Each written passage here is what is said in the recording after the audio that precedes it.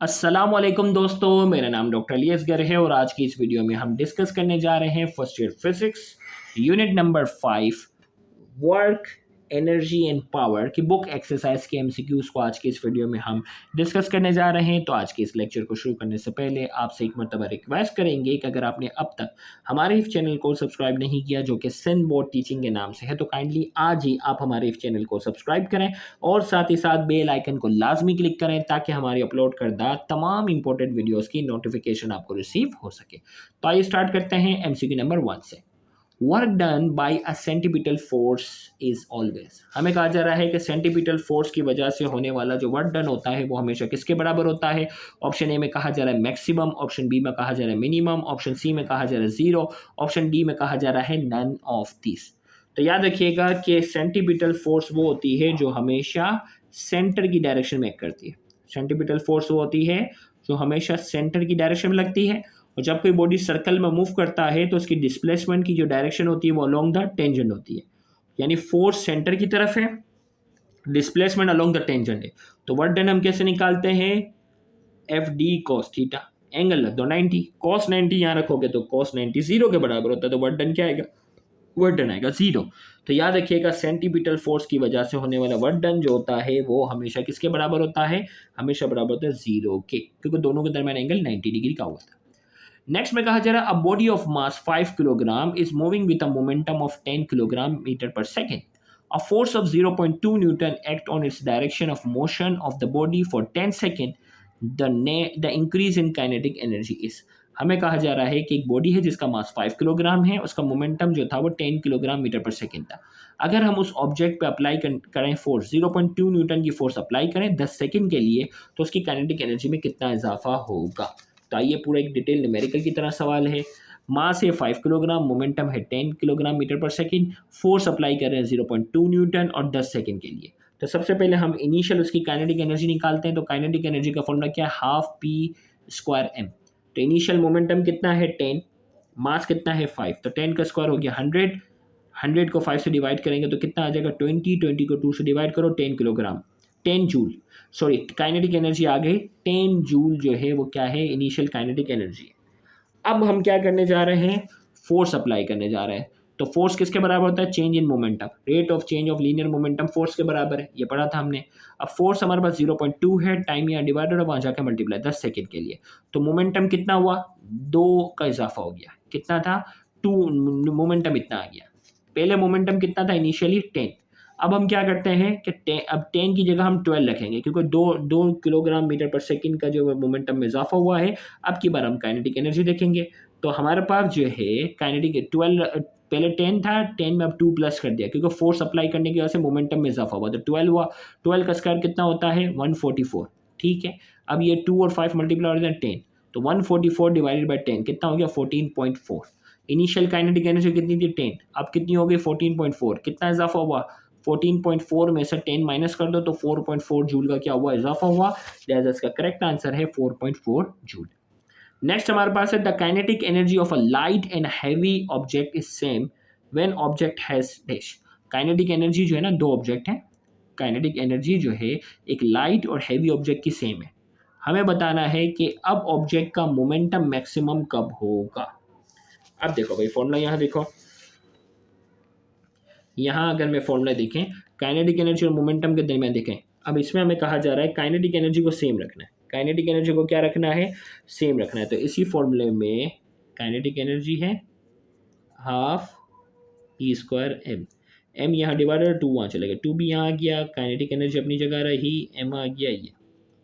अब kinetic energy अगर हम सेम रखते हैं तो मोमेंटम और मास के दरमियान कौन सा रिलेशन है, मोमेंटम और मास के दरमियान डायरेक्ट रिलेशन है। जिसका मास ज़्यादा होगा उसका मोमेंटम भी क्या होगा, ज़्यादा होगा, क्योंकि भाई दोनों के दरमियान क्या आ गया, डायरेक्ट रिलेशन आ गया। स्क्वायर क्या है अपनी जगह, लेकिन जिसका मास ज़्यादा उसका मोमेंटम ज़्यादा, ये तो तय हो गया। तो अब हमें बताना है कि मोमेंटम मैक्सिमम कब होगा, किसका आंसर होगा, हैवी ऑब्जेक्ट का, हैवी ऑब्जेक्ट का मोमेंटम जो होगा वो मैक्सिमम होगा। फिर नेक्स्ट में कहा जा रहा है two bodies of mass 1 kilogram and 2 kilogram have equal momentum. दो बॉडी हैं 1 किलोग्राम और 2 किलोग्राम, दोनों का मोमेंटम इक्वल है। हमें बताना है ratio of their kinetic energy, kinetic energy का रेशो बताना है। भाई ये फॉर्मूला है ना हाफ, ये मोमेंटम सेम रखो तो काइनेटिक एनर्जी और मास के दरमियान कौन सा रिलेशन है, इनवर्स रिलेशन। मोमेंटम अगर कांस्टेंट रखो तो काइनेटिक एनर्जी और मास के दरमियान क्या है, काइनेटिक एनर्जी के दरमियान जो है वो क्या है, इनवर्स रिलेशन है। तो पहला जो है वो क्या है, पहले का मास 1 किलोग्राम है, दूसरे का 2 किलोग्राम है। तो अब रेशो बताना है काइनेटिक एनर्जी, तो जिसका मास कम है उसकी काइनेटिक एनर्जी जो होगी वो ज़्यादा होगी, जिसका मास जो है वो ज़्यादा है उसकी काइनेटिक एनर्जी क्या होगी, कम होगी। इनवर्स रिलेशन हो गया ना, तो लिहाजा 1 और 2 है, तो अब ये रेशो क्या हो जाएगा, 2:1 हो जाएगा, क्योंकि इनवर्स रिलेशन है, काइनेटिक एनर्जी इनवर्स रिलेशन आ रहा था। अब लिहाजा जिसका 2 किलोग्राम मास है उसकी काइनेटिक एनर्जी कम होगी, जिसका 1 है उसकी काइनेटिक एनर्जी ज़्यादा होगी। तो करेक्ट आंसर क्या होगा, 1:2 है, तो रेशो से अपोजिट कर लो, 2:1। इसकी काइनेटिक एनर्जी इसके मुकाबले में क्या होगी, डबल होगी। तो 2:1 is the correct answer. Next हमारे पास है a body fallen from a height h। एक बॉडी है जो एक ऊंचाई से गिर रही है, after it has fallen a height of h/2, यानी आधी हाइट से वो नीचे आ गया। एक बॉडी है, एक ऊंचाई से उसको फेंक रहे हैं, ठीक है, हाइट जो थी वो कितनी थी, h, पहले यहाँ था इतनी ऊंचाई पे। पोटेंशियल एनर्जी का फॉर्मूला क्या होता है, mgh, पोटेंशियल एनर्जी mgh है। हमें कहा जा रहा है कि आधी हाइट पे पहुंच गया, आधी हाइट पे पहुंचा तो क्या होगा, ये भी पूरा नहीं गिरा, आधी हाइट पे अगर हाइट आधी हो गई तो पोटेंशियल एनर्जी भी क्या हो गई, आधी हो गई। तो बाकी आधी पोटेंशियल एनर्जी किस में कन्वर्ट हो गई, काइनेटिक एनर्जी में, क्योंकि जैसे ही ऑब्जेक्ट ऊपर से नीचे आएगा उसकी रफ्तार में क्या होगा, इजाफा होगा। तो हाइट आधी हो गई तो ओवरऑल पोटेंशियल एनर्जी का आंसर भी माइनस आधा हो जाएगा, क्योंकि डायरेक्ट रिलेशन है। तो पोटेंशियल एनर्जी आधी हो गई तो रिमेनिंग जो पोटेंशियल एनर्जी गई कहाँ, तो हम कहेंगे कि वो पोटेंशियल एनर्जी किस में कन्वर्ट हो गई, काइनेटिक एनर्जी में। तो आधे हिस्से की अगर बात हो रही है तो आंसर क्या हो जाएगा, half potential and half kinetic energy. आधी पोटेंशियल एनर्जी बच गई है और वो आधी पोटेंशियल एनर्जी किस में कन्वर्ट हो गई है, आधी काइनेटिक एनर्जी में कन्वर्ट हो गई है। तो C is the correct answer. Next हमारे पास है which of the following quantity can be calculated by multiplying force and velocity. Force और वेलोसिटी को मल्टीप्लाई करके इनमें से कौन सी चीज ला सकते हैं, एक्सेलरेशन, पावर, टॉर्क या वर्क। तो इसका करेक्ट आंसर हमारे पास क्या है, पावर। पावर क्या है हमारे पास, scalar product of force and velocity. Force और वेलोसिटी को मल्टीप्लाई करते हैं तो हमारे पास क्या आ जाता है, पावर आता है। नेक्स्ट हमारे पास है the minimum velocity given to an object so that it emerges out from a gravitational field of Earth is, यानी कितनी रफ्तार होनी चाहिए कि किसी भी ऑब्जेक्ट को जमीन की ग्रेविटी से बाहर निकाला जाए।